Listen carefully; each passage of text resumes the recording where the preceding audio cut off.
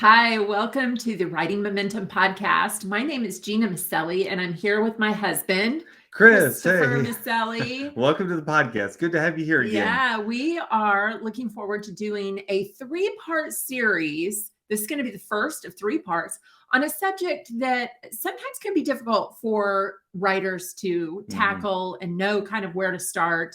And that is what, Chris? It is on social media. Social media can be a huge challenge, of course, for us as we're authors, because we want to spend our time writing, not being social media managers. Yeah. And yet, social media is important because everyone's on social media, and it's really about marketing, right? It's about building relationships, which is what marketing is today, right? There was a day when marketing was all about creating commercials. Not anymore. Now it's about building relationships, and the primary place to do that is on social media. So in this session, we're going to talk about why use social media.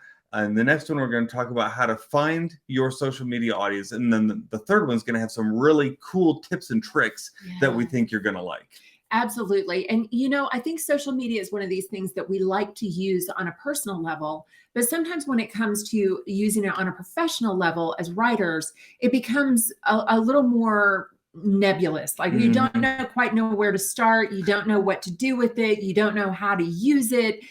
And it becomes very intimidating. And a lot of people find themselves in that place where they are intimidated by it. So they kind of freeze. They don't do anything. Yeah. So let's dive in and let's talk about some of the top networks today. Well, and so we're getting this information. There's an article that recently came out from statusbrew.com, and we'll put that in for the link to that in the show notes. And it's got some really good information. And I think as we go through a lot of the top points in this article, it's a very, very long and thorough article, but we just pulled out some of the top points. I think the idea behind this particular podcast, what we want to cover is why we should use social media. And I think you'll see by the end of the podcast why it's really imperative that we as authors and writers start building our audience on social media, because it doesn't matter whether you've even got your book done yet. You want to be building an audience so that you've got people to sell it to, right? And so, yes, Gena, we're going to talk about the top networks, which are what? The top networks are Facebook, Twitter, Instagram, LinkedIn, TikTok, Pinterest, and YouTube. Wow. So nothing there too surprising, right? That's what we all are familiar with. Now, some people, for different reasons, I'm sure you have your favorites. Yeah. We all have our favorites, the ones that we use on a regular basis, or at least we check in occasionally on, right?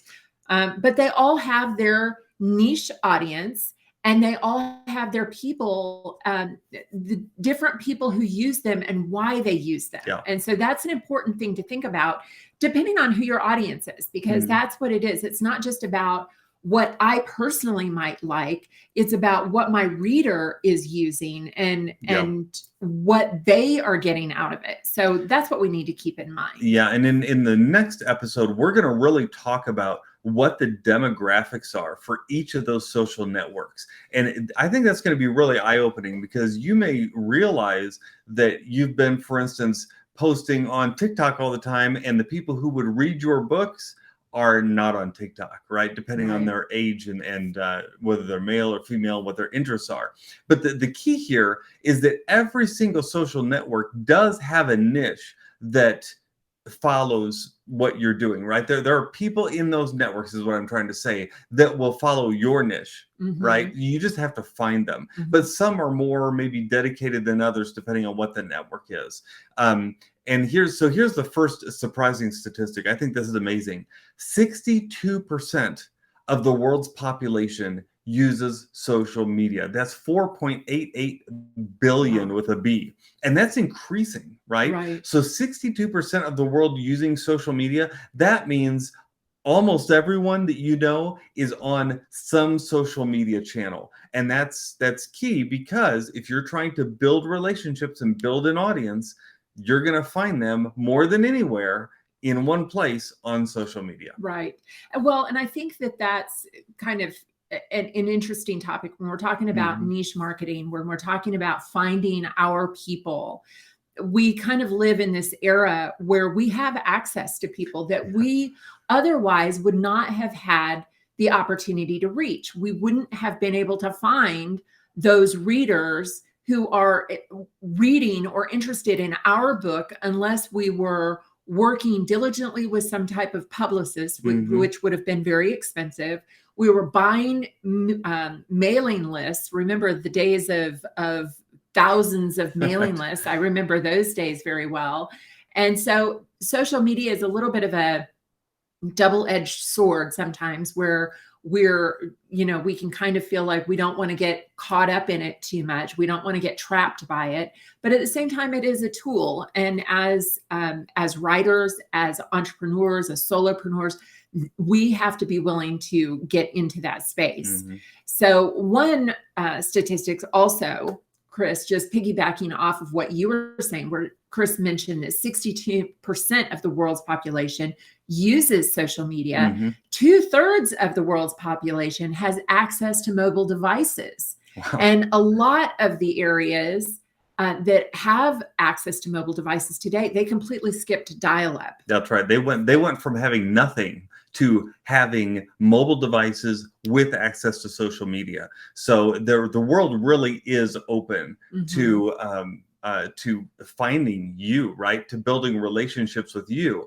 And don't forget that key word we use there, through mobile. Okay. If you are on social media, you're creating posts on social media, you're creating images, anything you do on your website as an author, if you've got an opt-in, right, for your newsletter, that sort of thing, it needs to be mobile friendly. We've seen that on our own website, where well over half the visitors are on mobile, right? So we've kind of realized, okay, when we're building our website, it needs to be built for a mobile user, because that's becoming increasingly more and more the way people are accessing the website. And so because of that, whatever you do, it's got to be mobile friendly. Well, now, can we just talk for just a second about what you mean by, when we're thinking about something producing posts, producing videos that are mobile friendly, what do we need to keep in mind with that? What's something that we need to think about? The biggest thing to keep in mind is that it's got to, first of all, be the website needs to look good on a mobile device, right? So some websites you'll go to on a mobile device and it's hard to even read them because the type is so small. The website should recreate the way it looks based on the kind of device that's using it. It's what we call being a responsive website. So you want to make sure that your website is responsive, that it changes to look really good on a mobile device. Now, when you do things like record video, you want to make sure you have captions, right? Because if people are using a mobile device, they many times use it with the sound off. And so you've got to have things like captions. And a lot of the videos too, you don't do in widescreen, like we're doing this video right now for our podcast is in widescreen, but a lot of videos you want to do in portrait, up and down, right? Because that then fills the screen. Now this works for us because we're broadcasting it onto YouTube, which makes it very easy to view on widescreen version, but generally you want to be sure to do it both ways. So keeping in mind that, and I know when I'm doing captions, I do captions for some of our social media pieces.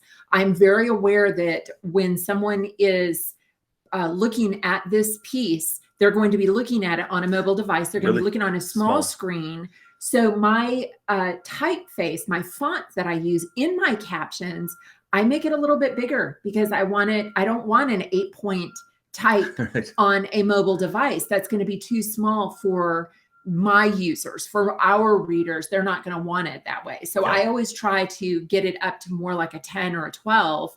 And that may look pretty large for some, but at least I know they can read it. So that's one thing, just a few things to keep in mind as you're producing your social media content or your website, like Chris said. Keep in mind that it needs to be mobile friendly. So now about 7 platforms now boast over 1 billion users. TikTok got there really fast, but 7 platforms have over 1 billion users, and the average person spends nearly 2.5 hours every day on social media, The just on average. social media. Okay. And Wow. that's YouTube and everything included, which is probably why it's so high, because a lot of us watch longer videos, right, on Right. YouTube and that sort of thing. But yeah, 2.5 hours, that means people are using it a lot. So again, if you want to build relationships, got to be on social media, don't you? Right. Yes. Because actually, we discovered that 6 out of 10 people have social network accounts. Mm-hmm. So that 60% of people have some kind of network accounts. Now, that doesn't mean that they're always checking them. I Right. certainly know that you But they have do some check 'em. accounts. I have some accounts that I've got my favorites. So I don't always Mhm. use the ones that are not my favorites. I have them. I'm even maybe because of some of our capabilities that you have found for us, Mhm.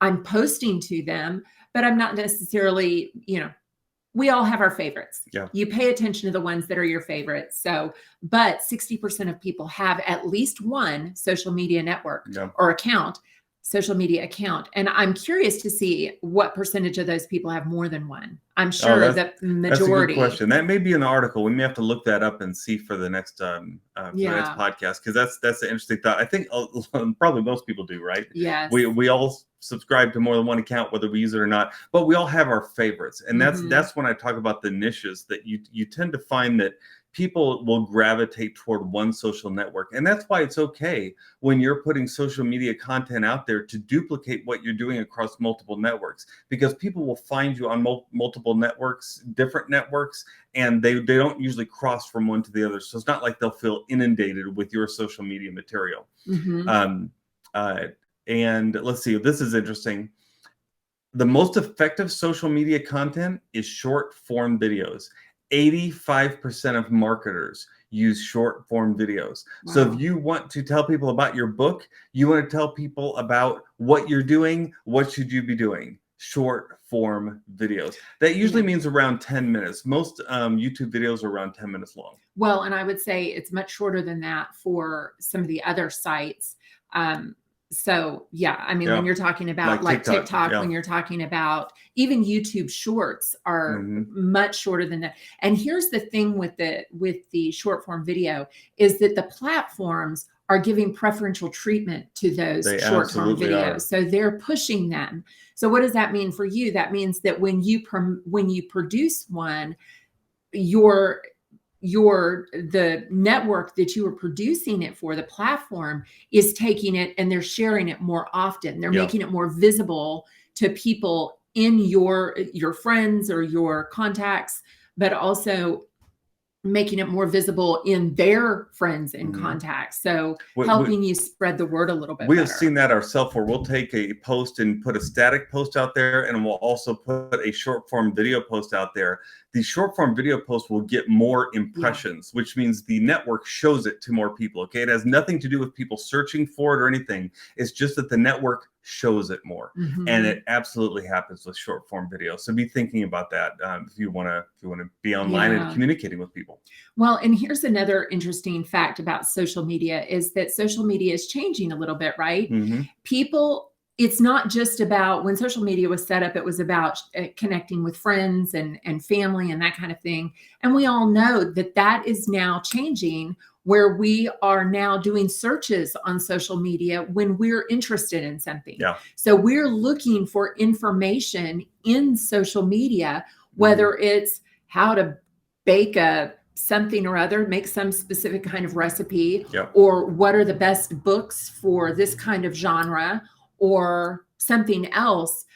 In fact, 45% of internet users research topics on social media, 45%. So for book writers, we need to be getting out there and being aware of that.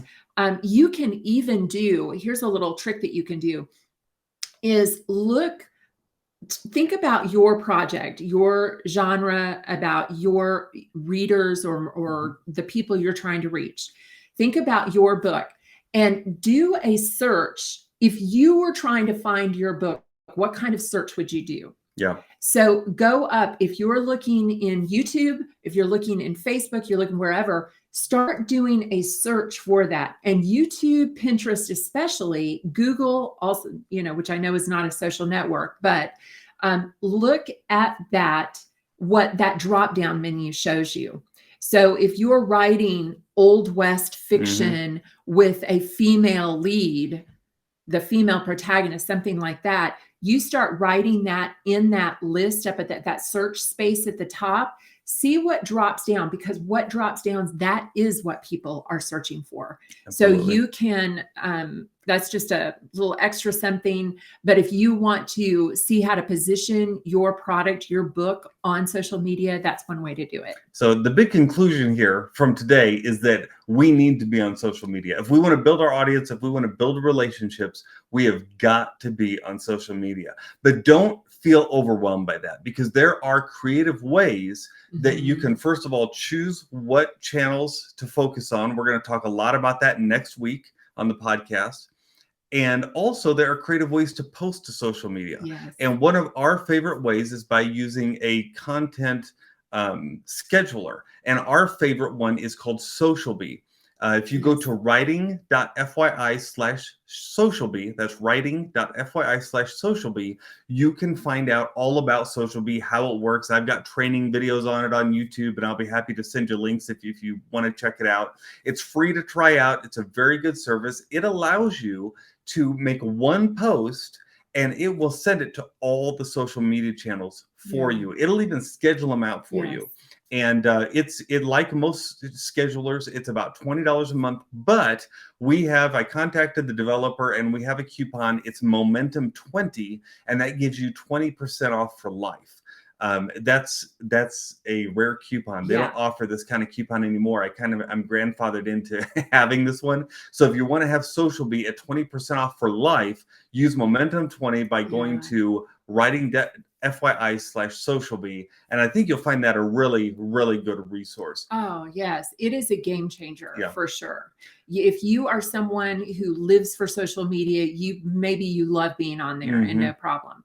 But if you're someone who is busy, if you're someone who doesn't really like it very much, who's only on there when you have to be, that kind of thing, or like I said, you're just busy and you're like, I need to promote my book, but I don't want to spend a ton of time hitting all these different social networks, which you don't have to be on all of them. Choose your favorite, really focus on the one or two that you like. But with SocialBee, it makes it so much easier to be present on these social networks in a regular way. I just can't say enough about it, because I'm not somebody who lives for social media.